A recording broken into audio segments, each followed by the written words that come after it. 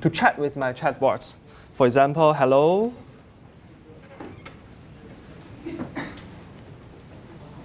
Then the bots will reply, good day, what can I do for you today? If I say, do I need driving permit?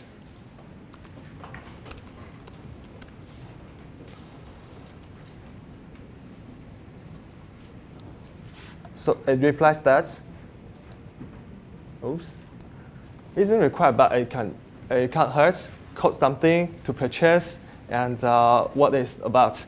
Then if I ask, what if I need passport urgently? Okay, he replies something like this. Processing can be expedited based on the requirements. All documents received 10 business days will be ready. So those kind of chatbots is what we are going to talk about, mainly focusing on the customer service aspect. So make sure you are in the correct room. Okay, let's kick off.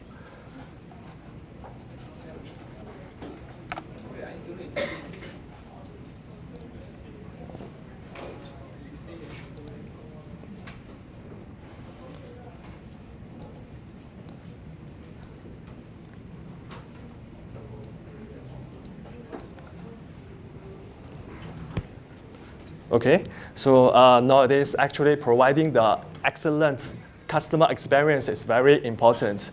Actually, your success or failure heavily depends on how well you treat your customers. So in this case, with the development of the natural language processing techniques, machine learning and deep learning, the chatbots are quite promising. So my name is Aobo Wang, and from ISS. So my research area is about natural language processing. That's why this talk is about the chatbots and how we apply the NLP technology within the chatbots domain. So if you think about the AI, you may heard of the auto-driving or self-driving. Actually, for this year, 2019, is a cooling down year because we stopped hearing the great news from those kind of either big or small companies. That is because we would say that the auto-driving is quite a technique-driven industry or technique-driven product because they feel that the timeline is uncertain and they spend a lot of money on it, still don't see the future, the near future. However, different from the self-driving, chatbots is something really affordable. You don't need to spend too much money, you can benefit from it already. And it is not technique-driven, it is customer experience-driven. That's why this talk is all about how to deliver better conversational experiences. So you like it or not, actually chatbots are already with us. If you look at those kind of government-related departments, ICA, LTA, HDB, and including the Stingtail or bank domain, these standard chartered banks, we are using chatbots. For my personal experience, actually, I benefit a lot from it. For example, if I want to ask for some questions, I just directly use the chatbots. If it can answer, then perfect. If it can't, I stop searching their website because I think that the chatbots cannot find the answer, I cannot either. So I directly switch my attention to a human agent to get my question resolved. So in this case, actually the chatbot is quite efficient, although it cannot solve everything, but it saves your time to search for those kind of simple informations. And maybe I cannot represent the majority. So let's see the statistics. This is statistics from the US market. So actually, if you look at the different age groups, below 30, below 45, and above 45, around 70% of people they are not refusing to use the chatbots. Actually, they would like to try it. This is the current situation. Chatbots is not that something weird. But this figure doesn't help too much because they want to use it doesn't mean they like it. So if you look at this figure, the mobile users, the smartphone users, Apple OS or Android users, almost half of them actually they prefer to use the chatbots. They prefer to use the chatbots corresponding to the emails or some other channel to communicate. So this is very interesting. Why we use chatbots? From the business owner point of view, so actually the chatbots will increase your sales. If you look at this figure, comparing with the website channel or email channel, let's say 10K people as the basis, all the way until the end, the CTR is much better, it's much higher than the traditional channel. And eventually, there will be 35 people take the action of purchasing. And corresponding to the website channel or email channel, only one consumer actually will purchase. So this is the efficiency to converting the normal people, the visitors, all the way to your customer. So we can see it increased the sales by 7 to 25%. This is one big advantage for chatbots. And the second part, actually chatbots is saving your cost. According to the statistics, per interaction, you save $0.7 per interaction between your chatbots and your customer, you save $0.7. And globally, per year, will be 20 million. And we project the number will be 8 billion by 2022. This is how we are using. This is why we are using the chatbot, because it increases the sales, it saves our cost, and people like to use it. People don't refuse to use it.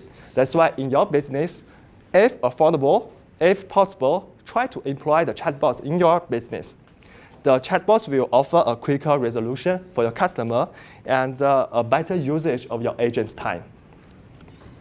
Then we see the efficiency, the bandwidth. Traditionally, if you can take a phone call, then it's one-to-one at the same time. Agents may chat in parallel with 3 to 4 customers. They can maintain the 3 or 4 chat sessions at the same time. However, if we employ a chatbot to deal with the customers, actually as many as possible, because the bandwidth can be very wide. This is the efficiency provided by the chatbots. So in summary, the chatbots will reduce the cost, and up to 80% of the conversations can be resolved by your chatbot. Then your human agents are here to solve those kind of complicated questions. Imagine this case, I chat with the chatbots, but my question cannot be answered properly. Then the chatbots will direct my questions, send the questions to the human agent. Then your human agents are prepared for those kind of questions. When the agent call me back, actually he already knows how to address my problem. Then the efficiency of resolving this problem is very high. This is so-called within the 20%. How can we improve the efficiency? So most of the time, the questions are repeating. They are repeating. So actually, for experienced agents, it's very easy to test their patience by having to answer so many same questions from so many different customers. And what can we really expect from chatbots? This is an interesting survey. We asked people think that what will be which of the two will be impacting in the next 3 years.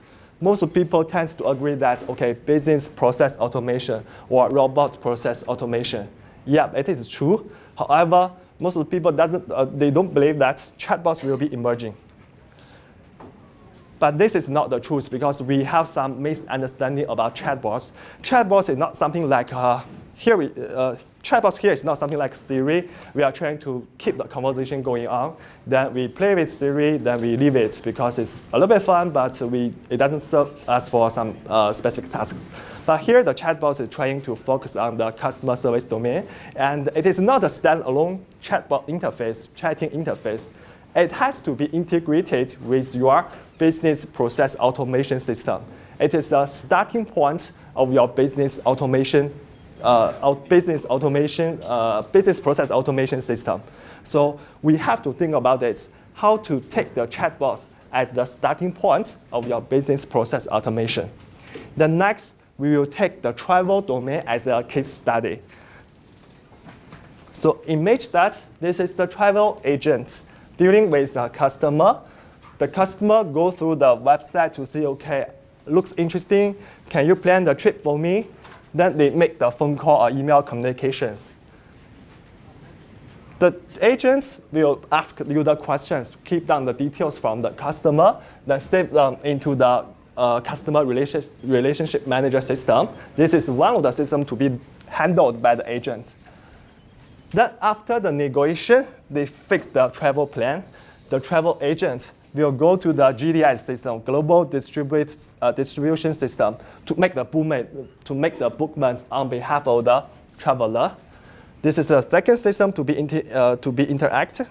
Then we have another system, which is the accounting system, because the user has to switch their channel from agents to the website to make payments. Let's say something like a Visa system. Then after doing the payments, the accounting will happen here, manually controlled by the travel agent. So you can see that the agent is focusing on so many things. She has to deal with so many systems as well as the customers. This is the traditional or current flow of workflow of the travel agent. So what if we can introduce the chatbots? We can introduce the chatbots into those kind of business process automation procedure. This could be the near future. Let's see if you have a bigger chatbots, a bigger robots, but a smaller agents. The chatbots can chat with the customer, can understand the customer's requirements, can even collect the information from the customer so that it can maintain the user profile. It can maintain the user profile automatically by interacting with the CRM system. And the chatbots can recommend what are the suitable packages for you according to your profile. Once confirmed, the chatbots can handle the booking automatically for you. Then the chatbots can provide the functionality for you to make payments. You don't need to switch back to the website. You can just simply click your mobile phone. The buttons will direct you to the payment websites. Then all follows then the accounting will be followed automatically. Then the agents just receive all the results, monitor all the results, and try to resolve the questions that cannot be resolved by the robot. So we can see the communication channel here. The bandwidth is very, very big, and here we don't need that much effort. This is a way to introduce the chatbots within the travel domain. We can see most of the business actually can be automated, and it is not only for chatting. It is not only for chatting. It is collecting the information through chatting that make recommendation based on the knowledge, based on the other systems. So this could be the possible way for us to introduce the chatbots within the travel domain. Here we can see some examples. This is one leading competitor in the travel domain, which is the Expedia. So let's see a short video to see how they employ the chatbots.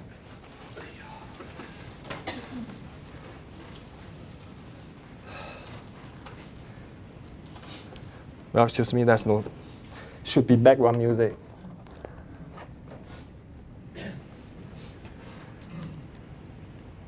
Sorry.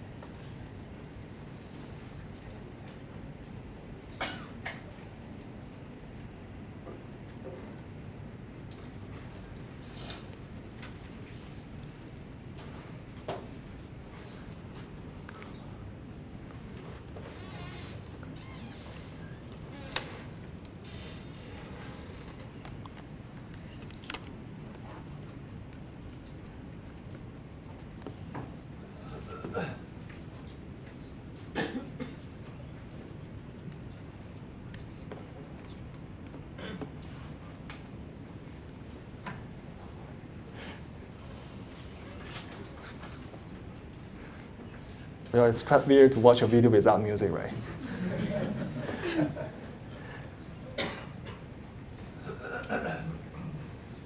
So you can see it is trying to propose the recommendation.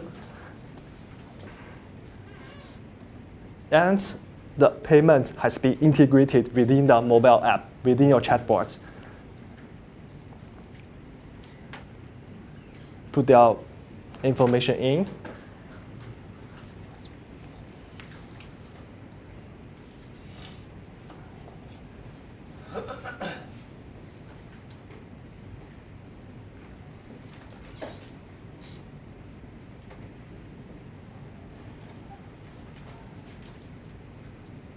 So switch back to the chatbot.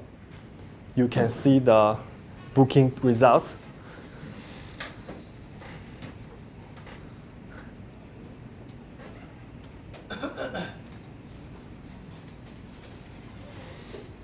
So it looks quite smooth. We may worry about that. What if user asking some other questions that I cannot handle? Or we may worry about that the chatbot cannot answer the requirements from the user. But there is a trick. They are playing a trick. If we switch back to the previous part of the video,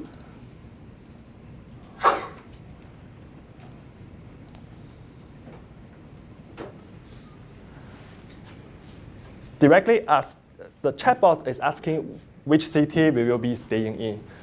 And the chatbot is asking when we will check in. It means that the chatbot is sitting on the driving seat. It keeps asking the questions to user so that it can collect the expected answers. In that case, the customer may not have a chance to ask some strange questions so that the robot can easily handle those kind of transactions or dialogues. So this is one trick. They try to derive the questions. They try to direct the dialogue directions. And this is example one. And we can see another company. They try to build something similar, but they take another kind of strategy. So also from the hit mark. Provide 3 types of functionalities, the travel advice. They say, ask me something. It means that the chatbot is teaching the customer how to ask questions so that I can answer it, I can understand it easily. This is another strategy. So although you may ask different questions, but I try to teach you, please ask me the questions in this way so that I can better serve you. Actually, the customer knows that there is a chatbot working for me, and I don't want to get trouble. I just want to follow your order to get my products proceed. This is not something very fancy, but yes, I can follow. I can follow the way you ask me to ask questions, no problem. So it improves the customer experience, actually. That is the strategy they will use. And also, they provide the bookment for the flights, bookment for the hotels, and I think they haven't integrated the payment together with the chatbots, but they have about team of 50 persons, and not all of them are engineers. Actually, they can develop something like this. It's very impressive. This is the video from the Handmark. And another thing to highlight is that they provide the buttons for you to select. Because image we are using our smartphone is not very big, the screen is limited, you cannot expect user to tap a lot of things. You can even not expect user to read a lot of things because it's a little bit troublesome. So once we can integrate the buttons together with the natural languages together, in this case, the communication efficiency is very high. So try to provide some buttons together with the Q&As. The user can easily select what they want. OK. Video finished then. Oh, still a little bit. So there are 2 examples. The first one from the Expedia, they try to ask questions to the users. Then the second one, they try to teach the users how to ask questions to me. These are the two strategies for us to employ when we develop our own chatbots. Then here, we see that AI is not cutting jobs because you can see the smaller agents, bigger AI robots. However, AI is reshaping the jobs. Here we introduce the idea saying that most of the traditional dialogue or traditional conversations can be handled by the chatbots. So what will be a human agent doing? What we propose is that she or he can focus on provide their domain expert knowledge. For example, they can study much deeper into the travel packages. The travel packages they can provide to the customers. For example, currently all the customers they try to keep their travel dynamic. They don't want to receive just a 3 days package or 4 days or 5 days travel package. They want to customize it. They want to specify, okay, this morning, this afternoon, what I want to do rather than the thing you provided to me. This is the young digital citizen, what they want to do. So in this case, the job of the agents is trying to zoom in from the travel package. They zoom into the specific travel activities. For example, visiting the USS, the Universal Studio. So how long does it take usually? In the morning, in the daytime, evening, how many people will be there? Adults with children or without children? A group of people or couples? Those kind of questions can be answered, can be predefined by the travel agent. In that case, the activity visiting the Universal Studio becomes dynamic.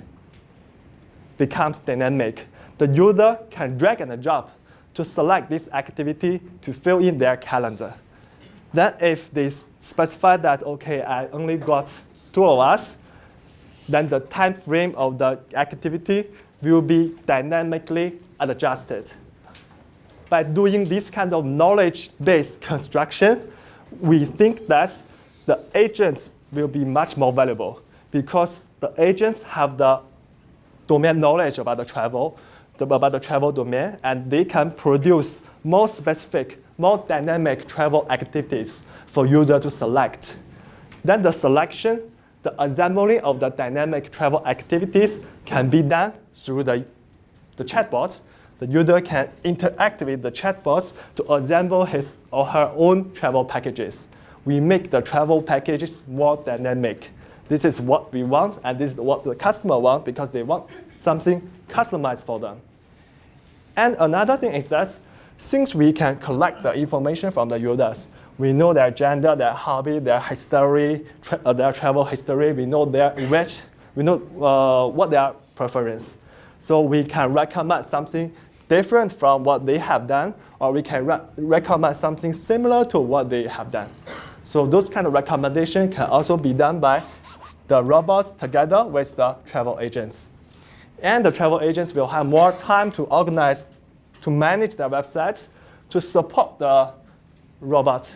So here the major role will be the robot. This is what we emphasize, that AI is reshaping the jobs because travel agent no more taking too many phone calls. She has to do something really valuable. Okay, so far we know the use case of the chatbots. We have seen a demo how is the chatbots working. Then why we use chatbots. So next we will introduce some different types of chatbots existing in the world. So you may see this chart from easy to hard. There are 6 types of chatbots. Actually, this kind of definition or classification is very specific. If you look at the blocks, only 2 big blocks. One is specialist bots. Another one is the generalist bots.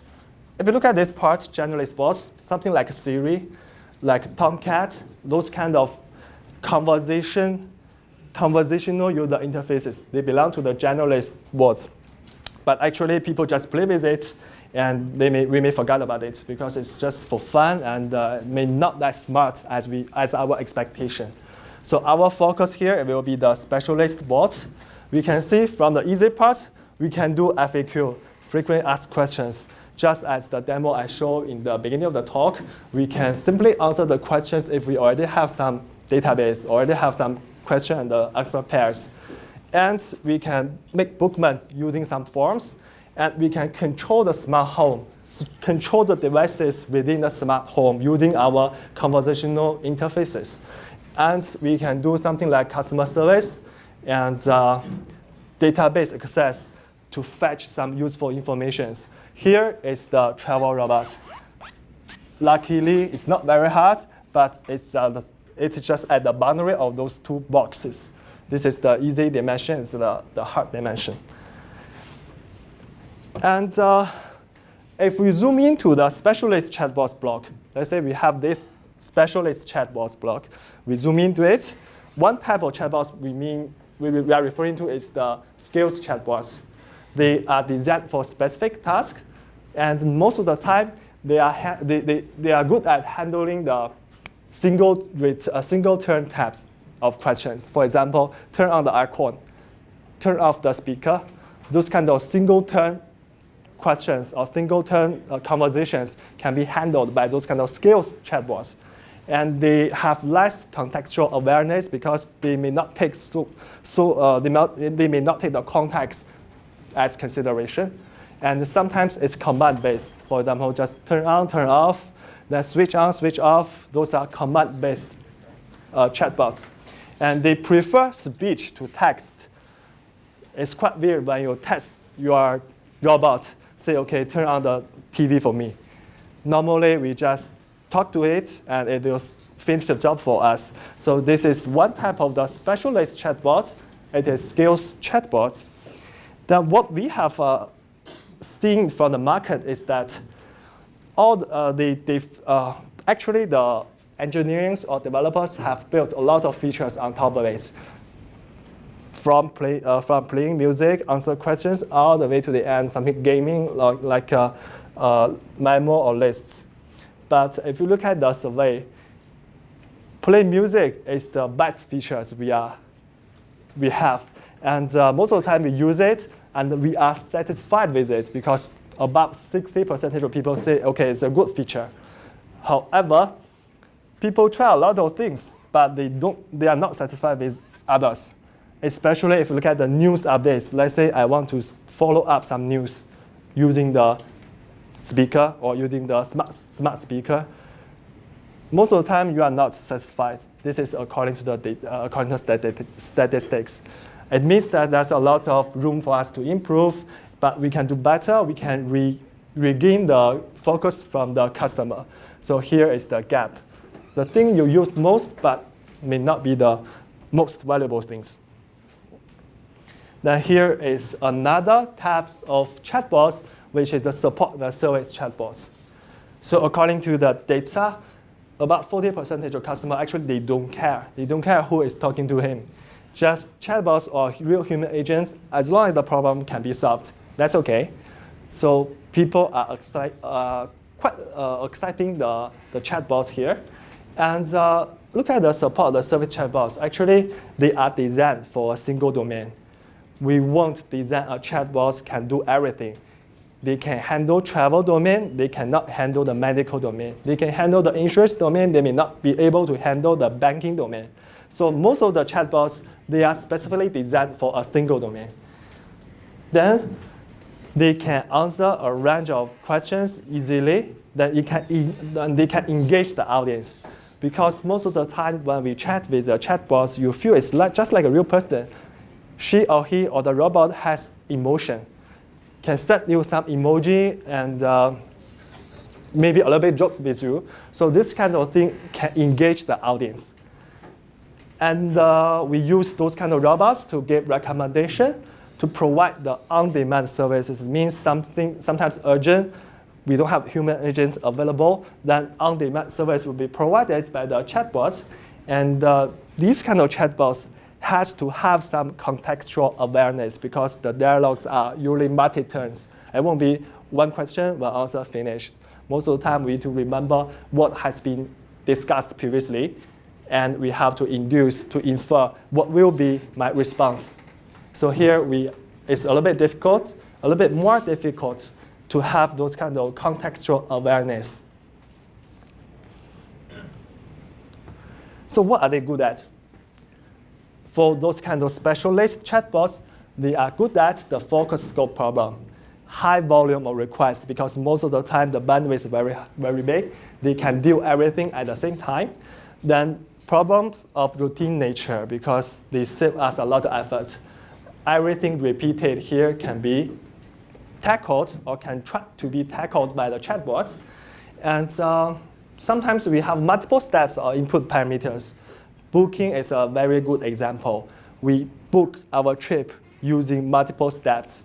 We first indicate the location, the period, then our preference, our budget. Those kind of multi-step tasks with a lot of input parameters are suitable for chatbots to resolve. Then peace of mind. Actually, it means that try not to use chatbots to solve the user complaint. It is a very bad thing because most of the time the user just wants to say you are bad. Then you use the chatbots, cannot understand him. Then you are even worse. So try to avoid using the chatbots to deal with the complaints. But question is that how do we know? How does a chatbot know it is a complaint? They are all text. How can I know? Okay, somebody is complaining my service. We may use some natural language processing techniques. For example, the sentiment detection. We can automatically detect, okay, the user is happy. The user's command is positive. And we can easily detect, okay, the user's command now is very negative. So at this time, the best choice for us is to immediately switch to a human agent, providing all the historical discussions. Then the human agent, before he joins in, he already knows what is happening. He can directly cut into the point to solve the problem for the customer. So we may save our reputation. We may improve the user experience. So here is another point that never try to deal with the complaints using your chatbots. So we know how to use it and what are they good at. Then how do chatbots actually work? There are 3 types of chatbots. Some are very easy, some are a little bit hard. Here is the first one, a rule-based approach. Normally, before we build a chatbot, we can project, we can forecast what will be the possible questions from the customer. So we define those kind of possible questions as options. So here is a list of possible questions defined. I want to order something, send me a pizza, can I get a pizza? I need food now, some pizza please. All these sentences is predefined as the ordering topic. Here is the options, here is the topic, then here is the predefined response. All these sentences will be responded as, sure, I can help you, what pizza do you want? This is quite straightforward, right? Because sentence I can forecast, response I can predefine, so I just link them together. We know that I'm trying to offering the pizza ordering services. But the drawback for this method is that it cannot be generalized. Imagine I have another way to order pizza. It comes into this kind of diagram. Nothing here can direct the question to the answer. So we have some limitations using this kind of rule-based approach. However, the naive approach actually is also very useful and valuable because somebody do pay for it. Some big name, they do pay for those kind of chatbots. This is one successful use case. The company of Coke, they buy such kind of robots to deploy them on top of the vending machine. Imagine you want to buy a Coke Zero, Sprite. You won't have too many questions, right? Then imagine you can talk to a vending machine to say, okay, give me 2 Coke, give me Sprite. It's quite interesting. And the deployment of the rule-based robots is very easy. The development of the rule-based chatbots is also very easy. It doesn't cost you too much, but you can already benefit from it. So we will see those kind of vending machine. Personally, I choose to use it. I think it's quite interesting. This is something naive, but still useful, valuable, and it doesn't cost you too much. The second type of doing the chatbot is retrieval-based approach. We call them retrieval-based method. If you look at this diagram, it shows you that we have post-command pairs. Post-command pairs. We collect a lot of those kind of question answering pairs. The next time, if a new question coming in, the job for me is to detect which is the similar question I already answered. Then I just reuse the answer to answer the new question. So we call it a retrieval-based method because we are trying to search the existing database, existing knowledge base. Is there a similar question has been addressed already? If yes, I just simply reuse the answer.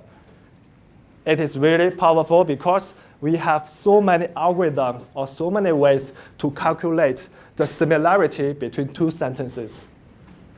We can achieve good performance to detect, okay, actually those two sentences are quite similar. Those two questions are quite similar. So this method is very effective. You can ask the same question in different ways. As long as I know one answer to one question, I can reply everything. This so-called retrieval-based method, a little bit difficult, a little bit more difficult than the previous one, but still very a budget plan. I can say it's a budget strategy. And most of the time, the retrieval-based approach has been applied using those kind of FAQ robots. However, you may find it's not working as you expected. I think they should spend much more effort on ICA website. And okay, actually there are some available libraries for us to employ. They are free. We can easily build something using the existing libraries or some platform. Here is one example, the ChatBot, and easy to build, widely used in the FAQ and the website chatbots. Okay, the third one, which is the magic one, the NLP-driven approach, natural language processing. NLP stands for natural language processing. It is trying to detect it's trying to help the computer system to understand, process, and analyze large volumes of the natural language data. This is the so-called task. If you look at the diagram here, the blue box is AI box. That NLP is the yellow one. Recently, most of the NLP has been tackled or resolved by machine learning methods. And recently, deep learning is quite dominating. So here is the relationship between those kind of concepts. And if you look at our chatbots, it is here. Some of the chatbots are outside the box, which means it's not belonging to the AI domain. However, most of them are belonging to the NLP domain. And a portion of machine learning, a small portion of deep learning. This is where we are for the chatbots. That's why the NLP is quite important to support the functionalities in the chatbots. So using the machine learning, NLP is able to analyze the unseen data, especially when a huge volume of examples provided. We call them training examples. We can train the computer by providing the examples so that he can answer, he can learn something. He can in future, he can deal with those kind of unseen data. This is the idea behind. Okay, what does NLP do exactly? If we look at this diagram, we pick up five examples. Machine translation, a typical usage. We use it to translate from English to Japanese to Mandarin, those kind of application. And information retrieval. We retrieve something from Google. We input the keywords. He can easily find the most relevant documents. This is also supported by the natural language processing. And the sentiment analysis. So we check the Twitter, we check the Facebook status. Are they talking about me? Are they positive or negative? Those kind of things can be automatically detected by NLP technology. And information extraction. Let's say you want to extract something from the news, extract some information from the insurance documents. We can automatically grab them. And the last one is the QA, question answering, similar to our chatbots, can answer the questions based on what I know. And more deeper applications of NLP. So if you ignore group 1, group 2, you may see blocks here, and the group 3 are quite familiar. So they are higher level applications, machine translation, summarization, You just read a piece of article, try to summarize what is the subject of the article, then generate language, and reasoning, QA, dialogue system, which is our chatbots. This is the group 3. If you zoom in deeper, we can see another deeper group of applications are supporting the group 3, which is group 2. Information retrieval, relationship extraction, name entity recognition, and sentiment analysis. So this block is supporting the group 3, then this block is supporting the group 2. They may not be very familiar to you because these are all corresponding to the computational linguistic. Clean up the text, do the word stemming, part of speech tagging to determine the word is a verb, adverb, preposition, or those kind of different part of speech. Then query expansion, parsing. So here are the basic natural language processing tasks. Most of the researchers, they try to spend their 4 to 5 years to improve 1 or 2 domains here in order to improve something here, then in order to improve something here. This is from the basic, from the deeper one to intermediate to the higher level of application of natural language processing. And here, what does NLP do exactly? We take some examples. For example, QA-related tasks. First one, paraphrase identification. This is the sentence. This is it's the paraphrase of the sentence. This is not the paraphrase of the sentence. The computer system can detect, okay, this is correct, this is wrong. Then it can be easily used when we detect these similar questions, right? Because paraphrases are different ways of asking questions. So this is another one, answer sentence selection. So this is the question, then program will be provided with 2 options. Can you select which is the better answer to the question? Those kind of two tasks have been addressed by the NLP technology, and the accuracy provided by the state of the art is around 80 to 90%. It means it's performing quite well. Assume human beings can do 99%, but let's say a chatbot or a robot or AI can do it around 80 to 90%. It's very good. It's very promising. Another task, name entity recognition. I guess this is the most useful task in the world, or most widely used task in the world. We have to recognize what are the names, what are the entities within the sentence. For example, San Francisco, New York, and Thursday, they are locations and the time. They are entities. And for those kind of sentence, India with Australia, here are no more country names. They are referring to the sports teams. How can we? Our human being is very easy. But how can the computer system to detect? Okay, India so far here cannot be referring to a country name, but a sports team. Those kind of tasks is also very challenging. But with the NLP technology, we can still achieve around 80% of the accuracy to detect everything out, to label them as the correct groups. Show time, product name, company name, those kind of name entity recognition is widely used. Then something a little bit more deeper. So we can see co-reference resolution. I voted for Nader because he was most aligned with my values, she said. Within the sentence, we have a lot of pronouns, my, she, he. And for us, it's easier for us to determine that I, my, she are referring to the same person, and Nader and he is referring to another person. However, this task is very challenging for computer system. It is difficult. The accuracy so far can achieve around 70%. It's quite far away from the human performance.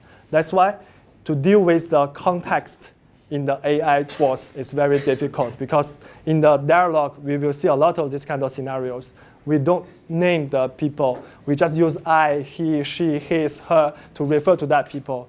Now how the computer system can detect it is still challenging. That's why when we do our chatbots, we try to shrink the size of the dialogue. We try to reduce the turns of the dialogue. Then we can ask user questions to simplify the dialogue. This is another task. Finally, the biggest one, dialog state tracking. If you look at the 3 blocks, the first block, the user is asking for a cheap restaurant.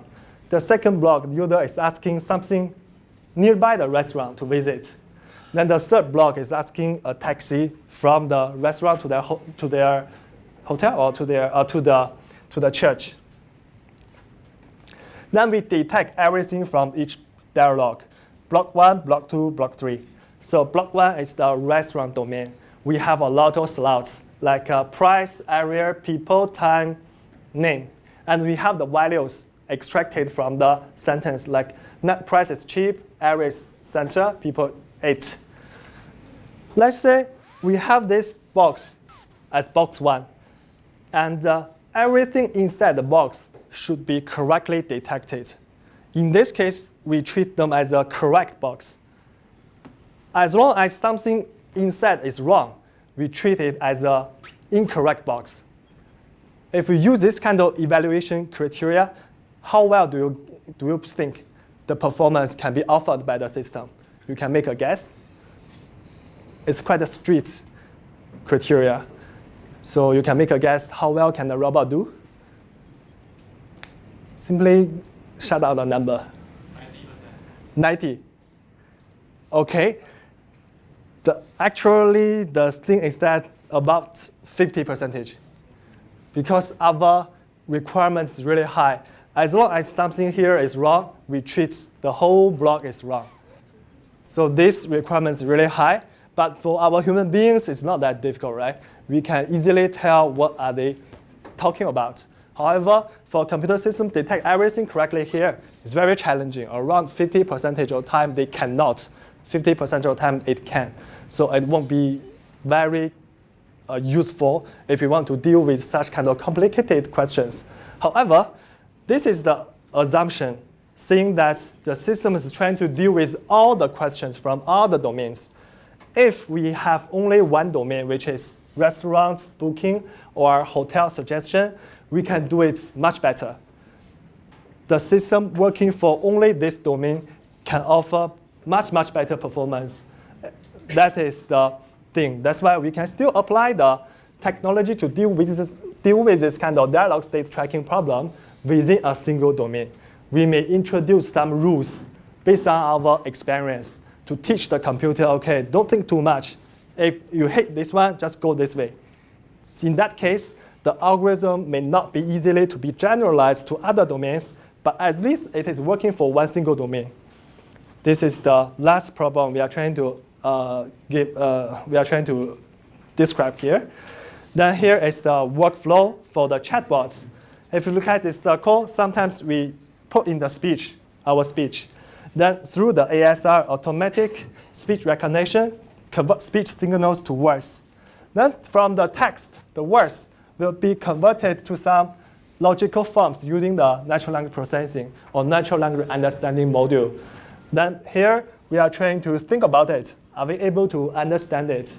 Then we generate the response using this module, natural language generation. Then from the words, we transfer the text to speech signal, which is the text to speech. Here is the whole workflow of the so-called conversational interfaces. And if you look at the purple one, the purple line mirrors the performance of the state of the art. And the right one is, let's say, assume it's a human performance. Then we can see the gap. Here it's not that big, then bigger, bigger, really big, then smaller, smaller, smaller. So it mirrors what is the gap between the expectation and the actual situation.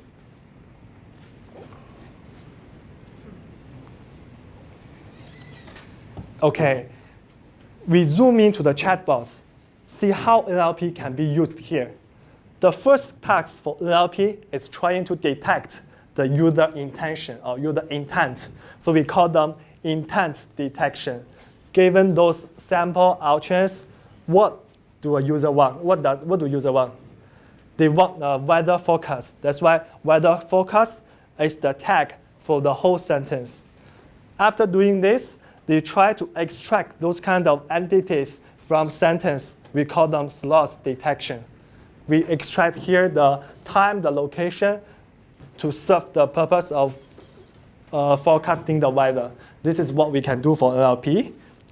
And OK, with NLP, we try to understand much more complicated or unseen actions. If you look at this example, I have been a loyal customer for 8 years, and your product won't let me upload something. Can someone help, please? And the chatbot replied, sorry, I don't have an answer for that. Try asking me something else. This is a typical wrong case for us to employ the chatbots, because if you cannot understand, directly switch to a human agent. Don't ask people to ask something else.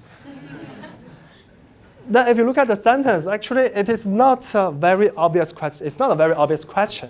You cannot forecast that people will ask question uploading a second W2 in this way. Most of the components are garbage in terms of a question. They are negative reviews, but within the reviews, they have a question. So how can we detect such kind of questions? We need NLP technology. This is very complicated, but still doable. Here is some existing competitors or players in the chatbots area. We can see you can do self-service, drag and drop to create some easy or naive chatbots. Quite fast, cost is low, but flexibility could be low. You can also use some kind of big names. They provide the platforms. They provide libraries for you to call. You can build your own chatbots. Speed is medium. Flexibility is quite high. And you can also employ some end-to-end solutions. They are professional or they are chatbot producers. So they provide the service. They could be fast, but the cost could be high. And one thing to highlight here is that when you try to reach one of them, make sure that they have some experience in your domain. Because chatbots is a domain-related problem, domain-dependent problem. And most of the time, they have experience in finance, they have experience in insurance, they may not understand your travel business. They may not understand your government business. So the thing they design may be far away from your requirements. Now think about it. We have to inject the domain knowledge into chatbots. That's why their experience is very important. OK, some take-home messages, do's and don'ts. With the chatbots, it's designed to serve with narrow use cases. Try not to ask the robots to do too much, and ask simple questions with options provided. You can provide options using buttons, easier for user to choose. Then try not to ask too many questions and expect complicated answers. Actually, you will never understand it. Then acknowledge the AI identity. Don't try to fool people thinking that, OK, you don't know whether I'm a chatbot or not. It's very easy to detect. The latest technology provided by Microsoft, yes, they claim that they built a chatbot at the age of 10 years old, a girl. Then they employed this robot to chat with person. Within 10 minutes, the real person cannot recognize it as a chatbot. However, if you look at the assumption, it's a 10 years girl. Most of the questions you ask, she just say, I don't understand. I'm too young to understand. After 10 minutes, then everything can be detected. So try to acknowledge the AI identity. You can manage the expectations from the customer. Then you try not to challenge the Turing test. This is the Turing test. And chatbots sitting on the driving seats. By asking them questions, by teaching them how to ask me questions, try to sit on the driving seats. Avoid asking the open questions. Then you head over to a human agent as soon as possible, as soon as needed. Then never leave the chatbots alone. We should keep updating for the new scenarios, because we have to learn for the new questions, new business scenarios, and inject them into the chatbots. And never use the chatbots to deal with complaints. Save the maintenance effort is not a good option. You have to grow your chatbots using the new data, using the new knowledge. So here is do's and don'ts. Originally, I planned to do a quick demo to show how can we build the chatbots on top of Google AI, then deploy it to your Facebook page. 10 minutes could be enough. Let's try it.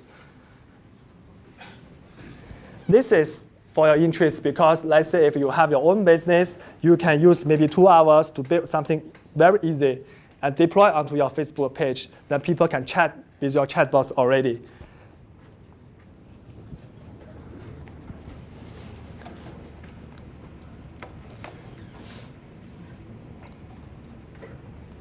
So all you need here is a Facebook account, then Google account.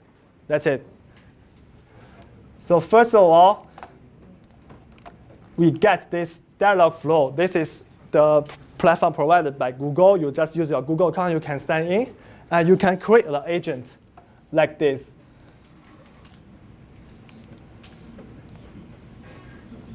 Create new agent. Then we give a name. Let's say travel bot.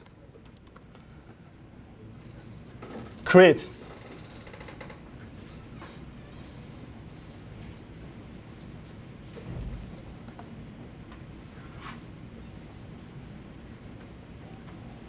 Okay, don't tell me the network is not connecting.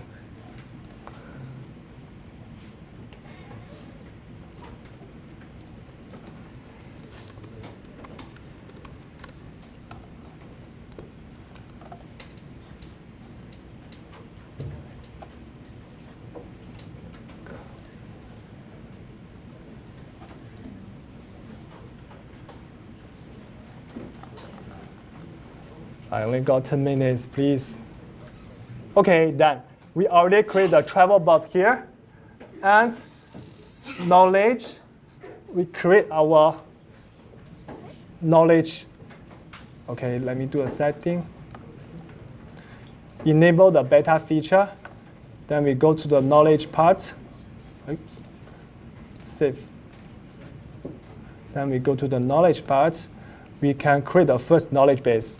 Knowledge base, like say FAQ. Save it. So create the first knowledge. Document name FAQ. Knowledge type is the FAQ. Type is the HTML. So we paste this URL there. This URL is the FAQ page. We switch it back to URL, then paste it here. Create.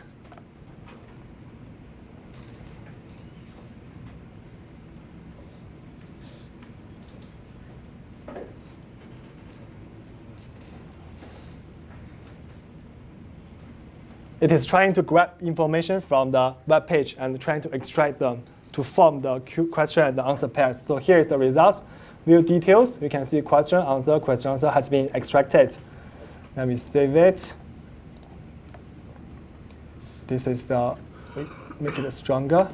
Then we go back to the knowledge FAQ. Then we add a response, which is the default one, the first response. Then save it. So now we can try this robot with Google platform. Let's say, hi.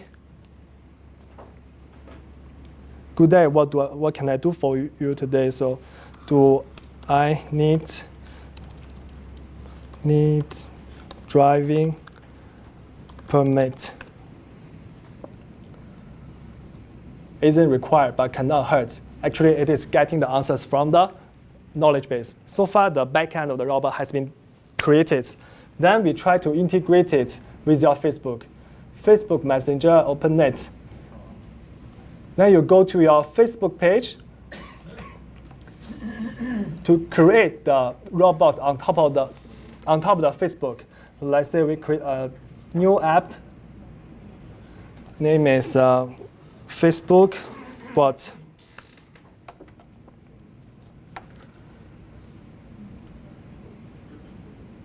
Oh, it's too short, something. ChatBot.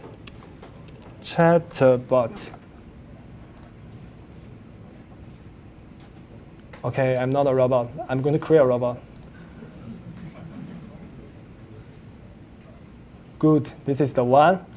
We just skip it and try to set up the messenger here. Okay. sorry, this is something unnecessary. We add the existing travel page. This is the page I have created. So I just add this page in so that the robot will link to this travel page, travel web page. We generate a token. I understand, copy it. Okay, this token we use to place it back to the page token so that we build the bridge between Google and Facebook. We generate the token and copy the token back to the Google. Then here we give token, just a password, start it. Okay, now your robots on Google platform is providing the service.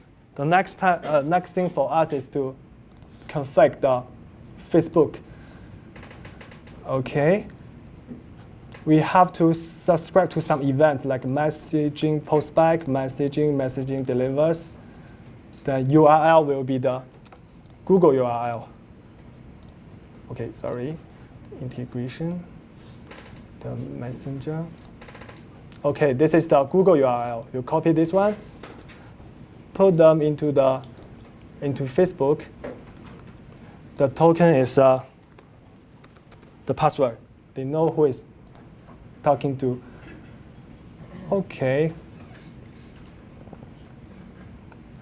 Then we enable the page messaging.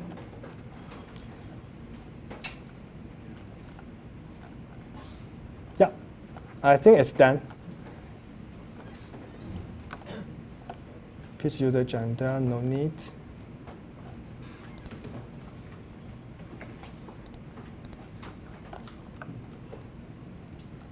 Okay, by rights, we can talk to the chatbots here to ask questions.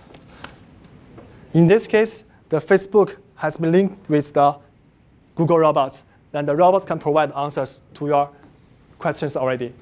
So just a few clicks, just grab your web page of the question and the answer pairs, then put the URL into the Google dialog, then link them two together. Maybe an afternoon or 2 hours, you can build your own chatbots for your own web page.